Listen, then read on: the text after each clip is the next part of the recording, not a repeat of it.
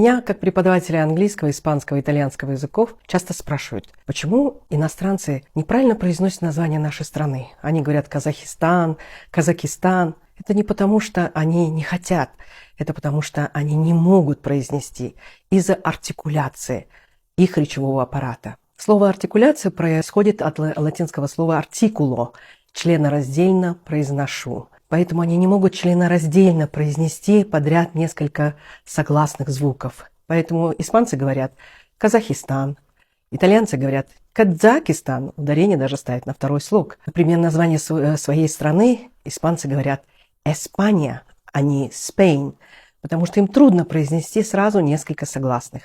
А нам, казахам, любой язык доступен. Мы говорим на русском, как говорят русские. Мы говорим на английском с их богатым произношением и интонацией, так, как говорят англичане и американцы. Мы говорим на французском, на немецком, на китайском, на японском, на турецком, так, как говорят носители этих языков. Без казахтар, қай тілде сөйлесек, біздің тіліміз келеді, бізге бұл берілген. Дорогие соотечественники, изучайте иностранные языки. Они нам даются благодаря нашей артикуляции, богатой и подвижной артикуляции.